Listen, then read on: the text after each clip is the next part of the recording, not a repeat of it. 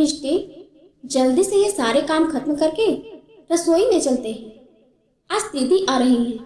अगर आते ही उन्हें चाय नाश्ता नहीं मिला तो मम्मी जी फिर शुरू हो जाएंगी। और तुम तो जानती हो, मम्मी जी जब बोलना शुरू करती हैं तो किसी की नहीं सुनती हैं।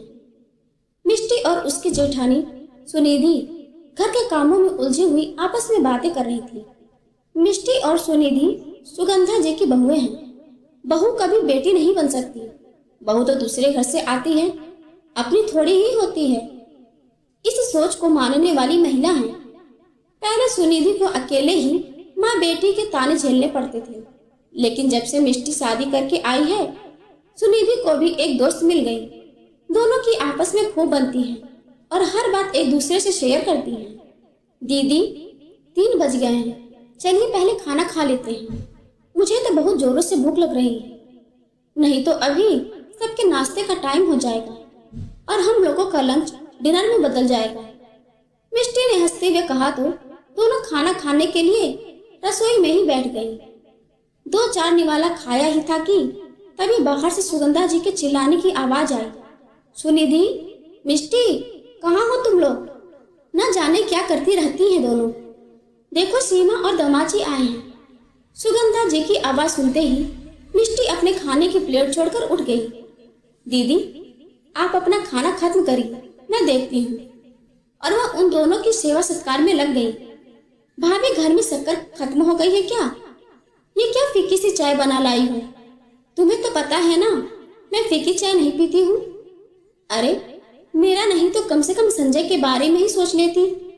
इस घर के दामाद हैं वो, क्या सोचेंगे कि ससुराल में 2-2 भाभियों के होते हुए ढंग से एक कप चाय भी नहीं मिलती है। सीमा ने चाय का पहला घूंट लेते ही नुक्स निकालना शुरू कर दिया। अरे बिटिया, तेरे हाथों की तो बात ही कुछ और है। मैं तो खुद अच्छी चाय पीने के लिए तरस जाती हूँ। एक तो थी, दूसरी भी वैसे ही आ गई है। मेरी तो किस्मत ही खराब है। पता नहीं इस घर का क्या हाल होगा।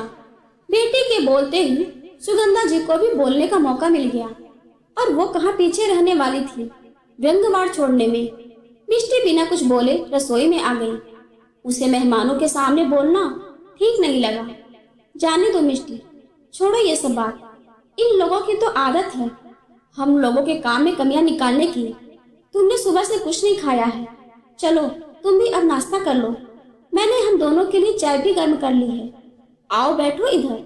मिष्टी का उतरा हुआ चेहरा देखकर सुनिधि ने नाश्ते की प्लेट मिष्टी की तरफ बढ़ाते हुए बोली, पता नहीं दीदी, जितना अच्छा करने की कोशिश करती हूँ उतना ही सब खराब हो जाता है।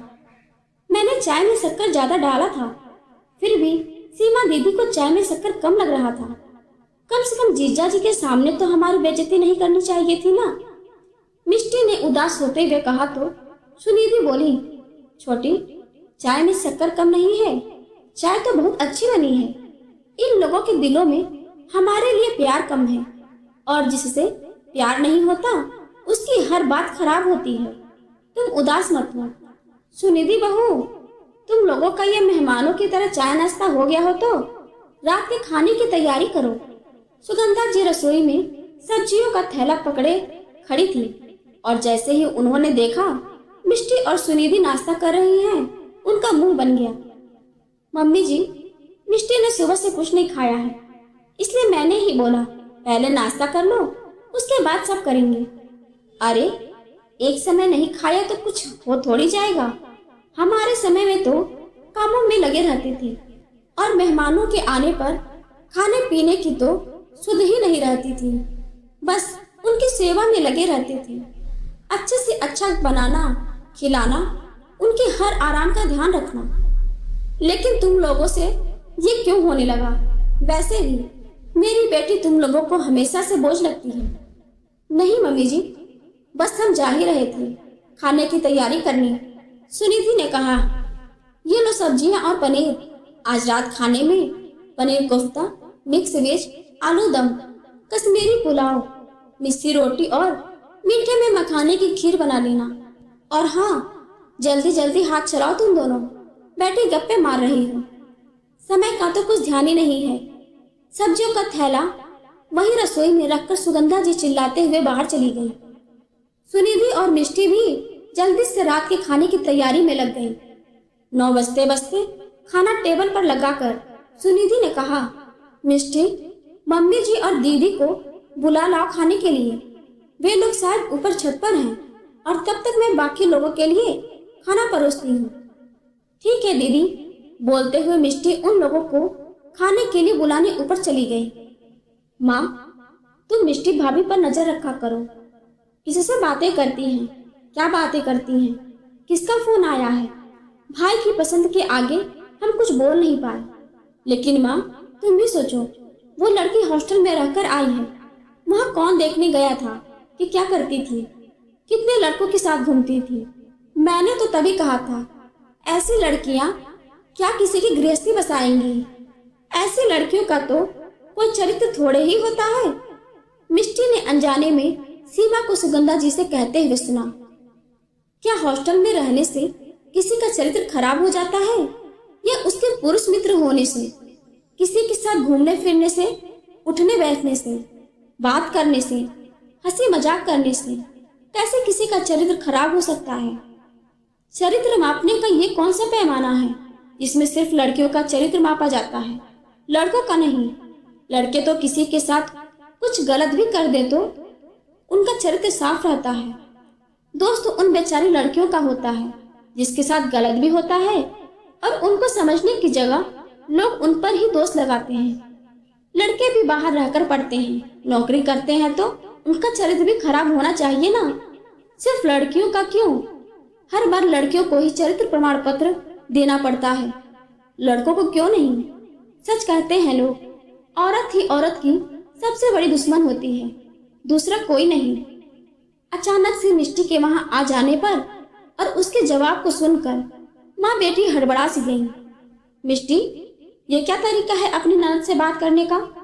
तुम्हारे माँ बाप ने ये भी संस्कार नहीं दिए कि बड़ों से कैसे बातें करते हैं? सुगंधा जी ने मिष्टी पर चिल्लाते हुए कहा, मेरे माता पिता ने तो बहुत अच्छे संस्कार दिए हैं मम्मी जी, लेकिन शायद आप भूल गई हैं।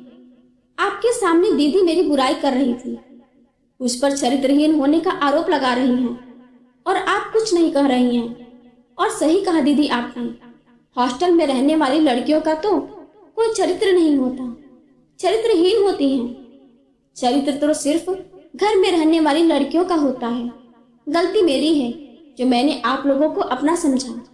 आज मिष्टी ने पहली बार उन लोगों का विरोध किया था और ये तय कर लिया था, अब से किसी की गलत बात नहीं सहन करेगी, फिर वो चाहे कोई भी हो।